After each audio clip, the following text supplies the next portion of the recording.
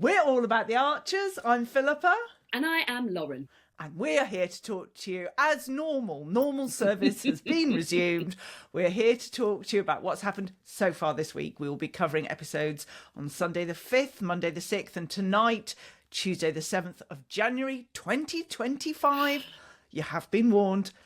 Lauren, what do you think of the week so far? I was going to say Happy New Year, but when should we stop saying Happy New Year? The 7th? I feel, yes. This might be the last Happy New Year. I feel like that ship has sailed for me personally, but it's our first episode together in the new year, yeah. So maybe we keep this going. Happy New Year. Happy New Year. Delighted to hear from Harrison. Yes. Undelighted at him keeping information from Fallon again. Yes. What do we think has happened tonight? So Harrison's back. He's back full time. Hurrah. Yes. Attending breach of the peace with, I didn't get her name, just Mom. Yes. It's his usual DI that's in... He has said her name before, but I couldn't remember. Yes, she's been on before as well. I do feel like we got a bit of a further ramming down the throat of how good Harrison is with children, even poor children who need extra help. That sort of carry on. Inspector Norris. Yes. And then Scarlett with the wrong coloured gloves. Yeah, and then flies off the handle about that. No reprimanding, just calling after him, and then going home to his wife. She's had a good day, so he doesn't tell her anything about his bad day. This I feel like things have happened. I feel like he has been reprimanded. Oh, okay. I feel he's... this isn't a prediction. I think he's lost his job. Because he was on his last warning anyway. Philippa hadn't even considered that. And it just seems he was much more skilled at social work than being a policeman. I mean, he's right. What he was saying, I thought I agree with, but there are policies and procedures to follow. And I'm just worried he's come home to tell Fallon she's so happy. He's just going to... Oh, I hadn't even considered that. I was just thinking he's had a bad day and he's remembered how much he loves kids he's gone back. Could be jumping. Yeah, I mean, let's see. Something I just need to ask about. Been listening to The Archers 8 years, probably more now. Only just realised that Wayne is Fallon's dad. Really? Yeah. Did not have any clue. The first time that they said it, I thought I must have misheard something. So Jolene and Wayne are on good terms then? Yes, they are now. And Fallon and Wayne are on good terms now, but they weren't because Fallon shopped Wayne to Harrison, told him about the drugs, which obviously caused a division. So, Wayne has been in it for a long time, sometimes silent, sometimes talking. I was going to say, never had a voice or has had a voice? He has had a voice at times, but probably just predates you listening. So, okay. And works with Jolene, and I just can't believe that happened. Yes, it started on a very informal ad hoc basis, as these things do. And then 10 years later, he's still there serving up his bacon sandwiches and his exceptional food fare his over exceptional Christmas. Cranberry and mincemeat tart. Yes, he's upskilled since the sandwiches were just being done. But yes. Do you want to go into food while we're talking about the delicious food? Chips, shall we do have they been mentioned at all this week? Yes, okay. Here's my list. You've mentioned the cranberry and mincemeat tart. International food, the best chips, mini fondants, haggis, things with pineapple, chicken casserole, haddock risotto, special chips, cheesy ones with sauces, great chips, Tracy's piece de resistance, green peppercorn sauce, cheese on toast, chips for tea. I love it. I love chips. Great, yes. So many chips. Great chips, special chips, best chips. Yeah. But I was worried about Tracy taking over as chef at the pub, that it would be like that spam joke, everything is with spam, is just chips with everything. Chips with chips. Yeah, was she going to do haddock risotto with special chips? Yes. Christmas pudding was also mentioned, and peanuts. Thank you. But well done on all the chips, particularly on all of the different varieties of chips. So many chips. But it all worked out okay. Fallon covering, Tracy's fine with it. That's good. And they handled it so nicely. And Tracy was so magnanimous, giving up her job, even though she really wanted to do it. A slight question on that, though, Lauren.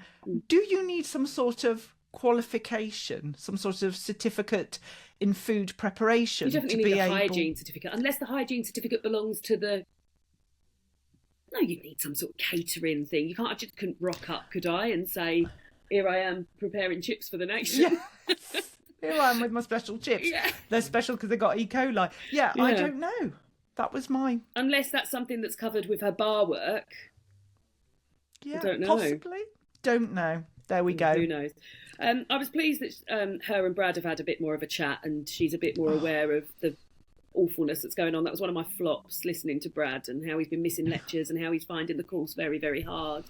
And I agreed with him in terms of like how when you do your A levels, you are looked after, and this is your deadlines, and you've got to get it in by this deadline, and why haven't you got it in, and have you been doing your... And then when you get to university, they're like, well, if you don't get it in, it don't even matter. And like the little support that you get, and how that is such a big change, especially like living away from home, which Brad isn't doing, but many students do. And I felt for him. I really felt for him. And I hope things are... Now he's told his mum, Lily knows, he's got a few sort of people. One of my predictions is that this is wishful thinking. He doesn't drop out of uni, but he does drop George's business. Yes. And he becomes happier, because he's not happy, is he? He's so despondent. That's the key to it, isn't it? George's that dreaded drone. I mean, honestly, I'm not usually a fan of Lily, but my goodness, I was very happy with her. Yeah, studying in the pub, though. Yeah. Why not? Convenient. Needed a change of scenery, so I've come down here. I've had those chips on. Do need to welcome the scriptwriter this week, Sean McKenna. It is Sean's first ever week of writing The Archers. I'll do what we used to do when I went to Brownies and we'd welcome new people. Welcome, welcome, welcome. And there we go, ladies and gentlemen. Welcome, Lauren has a breakdown on podcasting TV. No, welcome, Sean. I'm not going to do the brownie welcome, but I love it. Yes, it's fabulous. So so we had Lily sort of not spilling all the beans to Tracy. No, just, enough beans. Yes, just the right quantity of beans. Yeah, chips and beans. Yes, and I, like you, hope that Brad carries on, but just drops the drone. So what do we think about the Beaver situation with David going round? There's many layers of this to me. So I've got Khalil here as a fave and a flop, because his enthusiasm for everything that's going on, I really like Khalil, and I love how much he loves animals and everything, but he absolutely flopped himself by dropping them in it and him in it by... But then I remember that he is a child, so yes, they shouldn't he didn't have a choice. No. The way David speaks to Khalil is disgusting. Even before he found out what was going on, he's just so condescending and annoyed by him being around, and just do not like that. And then David continuing to be extremely rude to Kirsty and Justin, just absolutely flying off the handle. And then later on, when Kenton asked, I think it was Kenton asked how Leonard was after Leonard's friend had died, he was just like, yeah, he's all right. He's just so wholly concerned with himself all the time. And I haven't got a star of the week this week, but I have got a twit of the week. And the twit of the week for me is David. That could be a whole new segment. I kept writing down about twits. I love the phrase twit. Do we have a twit of the week as well as the star? Twit of the week for me is David. Oh, well, I'm going to have to come up with very quickly with a twit of the week as well, which I shall reveal later on. But the minute Khalil was talking to David about predators, we just knew where the chat was going to go, which I love. I love that pathway to that. And David going around to Kirsty and Justin. I love the fact that Justin was there, just happened to be there. What did he call him, the axe grinder or something? Yeah, to report an illegal wild release. I know all about Neo, some eco lowlife with an improbable name. I like Justin's reaction. Fallon, no, we're not doing that. I mean, I thought he'd be more furious. This is going to be a test of whether the new post-Christmas Carol Justin survives or not. Do you think it's already been done? Do you think the Beaver's already there? Oh my goodness! Do you think the Beaver already has landed? Around. Yes. Well, I do have a prediction about the Beaver. I had a bring on the Beavers prediction, so I don't know. wonder if the Beaver's already there. Well, I'm going to say my prediction. Yeah, My say it. prediction is that the Beaver is living on Rex's waterboat. Oh, like in Lion the Witch in the Wardrobe. That was a bit like that, wasn't it? Yes, going around for cups of tea. Yeah. And is living with Rex, and then Rex will release the Beaver into the Rex river. will marry the Beaver. Yes. I got into trouble for saying that I thought Rex might have bad breath. The character, not the actor. You want to hope you never interview him now. Yeah. Oh, I'm desperately sorry about it. Oh, yes, I've got into trouble. I've been reprimanded by many, so apologies for the Rex lovers amongst us. So, yes, what do you think Justin will do, especially if the Beaver's already in situ? I hope the Beaver's already in situ. I hope it's going, he's there, he's gnawing away at his tree overnight to bring it down. I mean, what can Justin do if the Beaver's already in situ? Well, surely there'll be some fines and penalties because now they know exactly who it is. David's not going to let it lie. How can they prove that? Well, they're going to get Neo. They're going to wire up Neo. Neo. He was like, I will not stay quiet about this. Just everything about it. I thought, David, you've done some awful things in your life, and all we have to now listen to is you getting all irate about a beaver. But then David didn't have the reaction to Leonard that I was expecting. I thought he'd be hoping Leonard would be going home, and yet David and Ruth love Leonard now and want him to stay. Obviously Christmas was a magical time for them. I love Leonard. Maybe I would want Leonard to stay. If I was Ruth and the other person living in my house was David, maybe I would think, let's keep Leonard here to soften the whole personality. But Jill doesn't want Leonard there. No, they're like teenagers, really, aren't they? Yes. Like 1 minute all full on and everything, and Ruth saying how cute they are, but Jill doesn't want him there. And yeah, I was thinking David and Ruth were going to propose to Leonard instead. Maybe. And we've learned that Leonard's friend Frank is dead, and there's a funeral, I think, tomorrow. So is that going to be something? I mean, I don't know who Frank is. If I've missed that, I apologise. But is that another sort of, I haven't got long, my friends are dying, maybe I will move in and ask Jill if I could move in, and that's how, do you think? Yes, maybe it'll come from Leonard instead of Jill. Yeah, he's saying, I've been thinking, what with Frank dying and everything. Yes, I think you could be right. I did feel a bit like they made that decision for him, though, Ruth and David. They were like, oh, well, they're both getting on, he can just live here. And I thought, well, ask him. He might not want to give up his lovely bungalow. Rather than move in with you lot. My question for you is, if you could choose, just going back to either Fallon's fancy fondants or at the Bull or Tracy's best special grade chips. Chips win every time. I think if I go to the Bull, that's what I'm looking for. As I was listening to all the episodes, I was thinking, God, I wish I was having chips tonight. I just love chips. And then chips with like additions on, like special chips. I don't even know what they are, and I'm like, yeah, I'll have those. Cheesy chips with different sauces. Not maybe a green peppercorn sauce, but I'd definitely go. What would you go for? The chips? Yeah, if I'm in the Bull, I want chips. Yeah. I want pie and chips, chicken and chips, anything sandwich with chips. I wonder if Fallon's menu will be vegan in the Bull. Oh. I don't know how that would go down with the punters. I don't think that would go down to the farming community. Yes. But, I mean, is she happy to? Or will she end up having to serve beavers that David's killed and... Big mistake.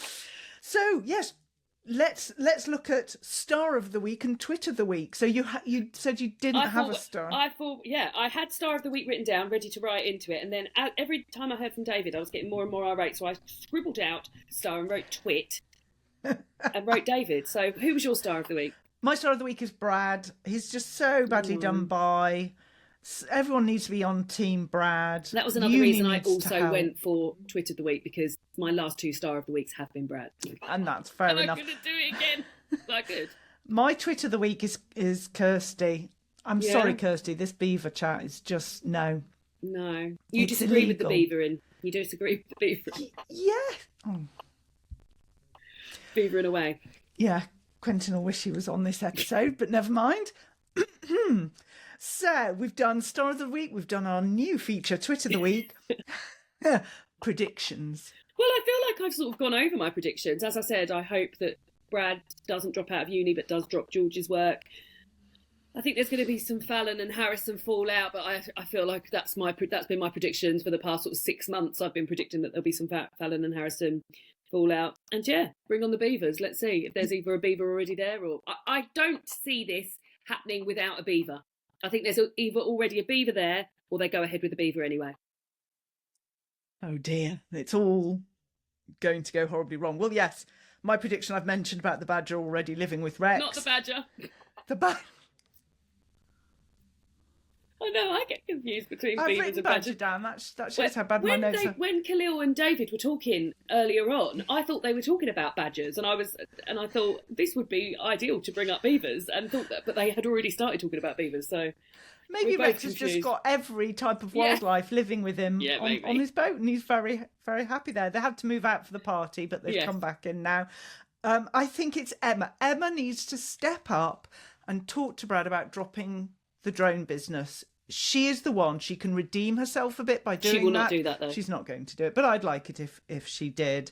And yeah, as I mentioned earlier, my new prediction is I think Harrison's lost his job, but we shall see. Wow, I hadn't even considered that.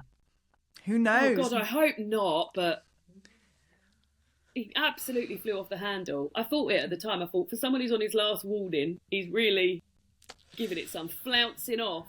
Yes, there's going to... well, who knows? I always get my predictions horribly wrong. Now, what I won't get wrong is my prediction for Saturday, because on Saturday we've got questions from our Facebook group to Trevor, the wonderful Trevor, who plays Eddie Grundy. That will be audio only, available on Saturday to listen to. Tomorrow, on our Facebook group, you will, at about 11 a.m, you will find details of who we are interviewing next. It's exciting. So you can get your questions in. It's very exciting. It's someone very special, absolute corker. So that's happening tomorrow. And next Tuesday, it will be all 4 of us for the midweek roundup. Until then, it's a goodbye from me. And a goodbye from me. Goodbye, everyone. Bye.